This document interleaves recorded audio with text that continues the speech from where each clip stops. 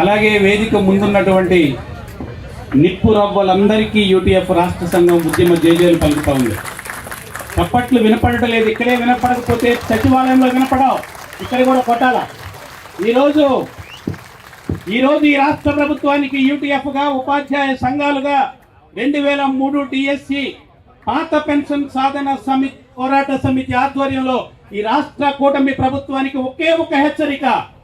ఇదిగో ఈరోజు ధర్నా శిబిరంలో నిప్పు రవ్వ బయలుదేరింది. ఇది రాష్ట్రం మొత్తం దావానంలో పాకే ముందే నువ్వు పాత పెన్షన్ సాధనకి సిద్ధపడు. అలా సిద్ధపడకపోతే అదిగో కూటవేతు దూరంలో బిఆర్టీఎస్ రోడ్డు ఉద్యమం 2022 ఫిబ్రవరి 3 అడిగి చూడు. తాడేపల్లి ప్యాలెస్ లో పడుకున్న మాజీ ముఖ్యమంత్రిని అడిగి చూడు. ఇది చెప్పదలుచాం. ఇంతకంటే ఒక్క మాట కూడా నేను మాట్లాడదలుచుకోలేదు. ఎందుకంటే ఇప్పటికి 2022 ఫిబ్రవరి 3 బిఆర్టీఎస్ రోడ్డు ఉద్యమం తాకిడికి నీ పోలీసు బాసుని మార్చుకున్నావు, నీ ఐఏఎస్ని మార్చుకున్నావు, కానీ ప్రజల్ని మార్చలేదు. నిన్ను అటకెక్కించిన అదిగో అక్కడ పడుకున్నటువంటి మాజీ ముఖ్యమంత్రి గారిని అడగమని ఈ కూటమి ప్రభుత్వ అధినేతల్ని చెప్తున్నాం. రెండవది, ఇక్కడ ఉన్నటువంటి వాళ్ళందరం ఉపాధ్యాయులం. బడిలో అసెస్మెంట్ ఎగ్జామ్స్ లో తల్ల మునకలై నువ్వు ఏ ఒక్క మార్కు ఒక్క పిల్లాడికి ఒక అక్షరం ఒక్క రాని 3 కోట్లతో పెట్టిన నీ అసెస్మెంట్ బుక్స్ ని ప్రక్కన పడేసి రోడ్ల మీదకి వచ్చాం. బడిలో ఉంటే పాఠాలు చెప్పే శక్తి మాకుంది. రోడ్ల మీదకి వస్తే మీరే చెప్పాలి పూర్తి కాక్యం. రైట్. కనుక పాత పెన్షన్ ఇస్తావా లేదా అనేది తెలుసుకోవాల్సింది బంతి. ఎక్కడ పెట్టాం మనం? తెలుగు మన కూటమి ప్రభుత్వ కోర్టులో వేసాం. తెలుసుకుంటావా లేదా? పిడికెలు బిగించి అందరూ ఒక్కసారి ఇక్కడున్న పిడికెలి ఈ ఫోటో తీసి పంపించండి మీడియాకి. ఇది పిడికెలి. 2003 డిఎస్సి పాత పెన్షన్ నువ్వు ఇస్తావా లేదా పోరాటానికి సిద్ధపడతావా? తెలుసుకోవాల్సినటువంటిది. పిడికెలు బిగించండి. ఇది తెలుసుకోవాల్సింది. యువ రక్తం ఈరోజు ముందుకు రావాల్సినటువంటి ఉంది. రైట్. ధన్యవాదాలు మిత్రులారా. రెండో మాట నేను చెప్పదలసింది, నేను ఏ సంఘాన్ని విమర్శించడమో మరొకటో చేయదలుచుకోలేదు. కానీ 2002లో పిఎఫ్ఆర్డిఏ బిల్లుని కేంద్ర ప్రభుత్వం తీసుకొస్తే ఇక్కడ ఇన్ని కబుర్లు చెప్తున్న నాయకులు గాని పార్టీలు గాని ఒక్కళ్ళంటే ఒక్కళ్ళు కూడా మాట్లాడలేదు. ఆ రోజున్న వామపక్షాలు తప్ప. కానీ పిఎఫ్ఆర్డిఏ బిల్లు 2013 సెప్టెంబర్లో తెస్తే ఈ పిఎఫ్ఆర్డిఏ బిల్లులోనే మన 2003 డిఎస్సి ఇబ్బంది ఉంది. 2004 నుంచి అపాయింట్ అయ్యే వాళ్ళ ఇబ్బంది ఉంది. కనుక 8 సార్వత్రిక సమ్మెలో ఈ దేశంలో కార్మిక వర్గం చేస్తే ఆ కార్మిక వర్గానికి ప్రత్యక్షంగా ఆందోళనలో పాల్గొన్నటువంటి ఘన చరిత్ర కూడా ఆంధ్రప్రదేశ్ ఐక్యోపాధ్యాయ ఫెడరేషన్ కి మిగిలిన అధ్యాపక ఉపాధ్యాయ సంఘాలకు ఉంది అనేది కూడా తెలియజేస్తా ఉన్నా.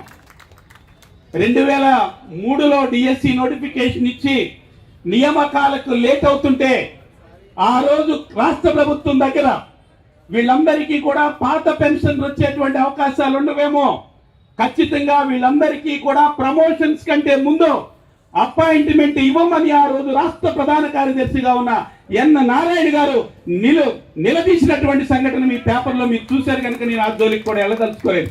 ఏమైనా ఈ కూటమి ప్రభుత్వం వచ్చిన తర్వాత వారం రోజుల్లో కలిసిన తర్వాత మొట్టమొదటి మెమోరాండం ఆంధ్రప్రదేశ్ ఐక్యోపాధ్యాయ ఫెడరేషన్ ముఖ్యమంత్రి గారిని కలిసి వారికి అభినందనలు 2 అభినందనలు చెప్పాం.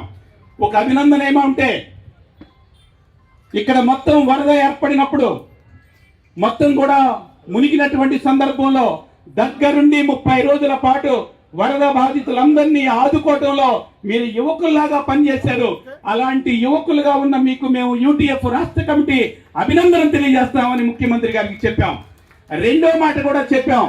ఇదే వేగంతో ఈ రాష్ట్రంలో 2003 డిఎస్సి వాళ్ళు 6,500 మంది ఉపాధ్యాయులతో పాటు 11,000 మంది మిగిలినటువంటి వాళ్ళందరికీ పాత పెన్షన్ ఇచ్చేదానికోసం మీ ఫైల్ ని కొనసాగించండి అని చెప్పించాం. రెండవ మెమోరాండం అది ఇచ్చింది. దాన్ని సర్క్యులేట్ చేసేది మీ అందరికి కూడా తెలుసు. కానీ కింద నుంచి వాళ్ళు చెప్తున్న మాట ఏమంటే ఇంకా వివరాలు రాలేదని. ఇది మాత్రం అంగీకరించేటువంటిది కాదు. ఎందుకంటే వివరాలు రాకపోవటం ఏమిటి? మీకు కావాల్సిన వివరాలు అయితే ఆగమయ్య గారి మీద తెప్పించుకుంటావా? మాకు రావాల్సినటువంటి సమాచారాన్ని నిదానంగా నడకం తెచ్చుకుంటావా? ఎందుకు నువ్వు లెక్కేయాలి? ఆర్థిక శాఖ యొక్క అధికారులు ఎందుకు మీరు మీరమేషాలు లెక్కేయాలి? ఎంత ఖర్చు అవుతుందో ఎందుకు లెక్కేయాలంటే ఇది మా హక్కు, ఇది మా భిక్ష కాదు, ఇది మా హక్కు. అందుకని ఈ హక్కు సాధన కోసం మీరు చేపట్టినటువంటి ఉద్యమం మాతో మేము కలిసి ఖచ్చితంగా ఓపీఎస్ సాధన వరకు ఈ పోరాటాన్ని కొనసాగిస్తామనేటువంటిది మీ అందరూ ప్రతినిపుకోవాలి. ఈ పోరాటం మిత్రులారా, ఈ పోరాటం మిగిలినటువంటి 2004 తర్వాత పాయింట్ అయినటువంటి ఎవరైతే ఉన్నారో వారందరికీ పాత పెన్షన్ ఇచ్చే దానికోసం ఇది పునాది కావాలని చెప్పి నేను కోరుతా ఉన్నాను. ఇక చివరిలో ఒక్క మాటే, నాకు ఇచ్చిన సమయం కూడా 5 నిమిషాలే, ఇంకొక నిమిషంలోనే ఒక్క మాట చెప్తాను మీకు. మనం పిల్లలకి కథలు చెప్తూ ఉంటాం. మా లక్ష్మణరావు గారు కూడా ఈ చాలా సందర్భాల్లో చాలా అంశాలు చెప్తారు. పదే నేను చెప్పిన గుర్తుంది. అయినా మా 2003 డిఎస్సి ఉపాధ్యాయులందరికీ ఖచ్చితంగా ఇది రాష్ట్ర వ్యాప్తంగా ఈ కథను తీసుకెళ్లాల్సింది కథ కాదు, దీని వెనకాల ఉన్నటువంటి నీతిని కిందకి తీసుకెళ్లాల్సిందే.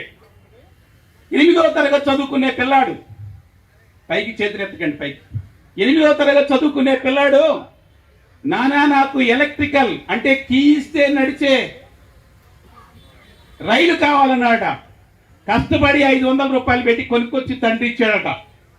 వాడు బయట పెరటిలో ఆ కీ ఇచ్చే ట్రైన్ని నడుపుతా ఉన్నాడట. కూచిచ్చి ట్రైన్ నడుస్తుంది, ఎక్కేవాళ్ళు ఎక్కొచ్చు, దిగేవాళ్ళు దిగొచ్చు, ఏ ఎదవ కోసం ఒక నిమిషం ఆగదన్నాడట. అరే వెంటనే నాన్న పేపర్ చదువుతూ ఎదవ అనకూడదురా, ఎవరి కోసం ఆగదనాలరా అన్నాడంట. వాళ్ళ నాన్న ఇంకా కోపంగా చూశాడు పిల్లాడు. మళ్ళీ కీ ఇచ్చాడు. మళ్ళీ ఏం చేశాడు? కీ ఇచ్చి మళ్ళీ నడుపుతున్నాడు. కూచిచ్చి ట్రైన్ స్టార్ట్ అయింది, ఎక్కేవాళ్ళు ఎక్కొచ్చు, దిగేవాళ్ళు దిగొచ్చు, ఏ ఎదవ కోసం ఒక నిమిషం ఆగదన్నా అంట. మళ్ళా వాళ్ళమ్మ వంటగదిలో నుంచి పరిగెత్తుకొచ్చి నాన్న చెప్తే వెళ్ళలేదు, తప్పురా నాన్న అలా అనకూడదని 2 దెబ్బలేసి దీన్ని తీసుకెళ్లి అటక మీద పెట్టేసింది.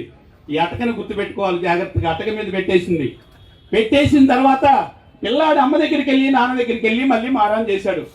నేను నువ్వు చెప్పినట్టు వింటానా, పెద్దవాళ్ళు చెప్పినట్టు వింటాను, గొడవ పడను, మంచిగా మాట్లాడతాను, ఎదవానను, నా టైం నాకు ఇచ్చే నాన్న అని గొడవ చేశాడట. గొడవ చేసేస్తే 1 గంట తర్వాత మిత్రులారా, 1 గంట తర్వాత మళ్ళీ అటక మీద ట్రైన్ తీసుకొచ్చి వాళ్ళ అమ్మ వాడి చేతిలో పెడితే మళ్ళీ తిప్పుతున్నాడు. మళ్ళీ తిప్పుతూ వాడు చెప్తున్నది ఏంటంటే, కూచిచ్చి ట్రైన్ స్టార్ట్ అయింది, ఎక్కేవాడు ఎక్కొచ్చు, దిగేవాడు దిగొచ్చు, ఏ ఎదవ కోసం ఒక నిమిషం ఆగదు, కానీ ఇప్పుడే ఒక ఎదవ కోసం 1 గంట సేపు ఆగిందన్న అంటవాడు. అంటే మారకపోతే, పాలక వర్గాల ఆలోచన ప్రభుత్వ ఉద్యోగ ఉపాధ్యాయుల మీద మారకపోతే ఏ రోజైనా సరే అటకెక్కించేటువంటి దమ్ము ధైర్యం ఉద్యోగ ఉపాధ్యాయ ప్రజలకి కార్మికులకి ఉంది అనేది ఈ సందర్భంగా చెప్పగలుగుతాం. అందుకని న్యాయమైన కోరిక ఇది. 2003 డిఎస్సి ఉపాధ్యాయులకి న్యాయమైన కోరికని నెరవేర్చాలని ప్రభుత్వం మీద డిమాండ్ చేస్తా ఉన్నాం. లేకుంటే రేపు భవిష్యత్తులో ఈ పోరాటాన్ని కొనసాగించైనా సాధించి తీరుతామని ఈ సందర్భంగా తెలియజేస్తూ, ఇంత మండు టెండలో కూడా వచ్చినటువంటి మీ అందరికీ ఆంధ్రప్రదేశ్ సాహిత్య ఉపాధ్యాయ ఫెడరేషన్ ఉద్యమ జయజయలు పలుకుతూ ధన్యవాదాలు.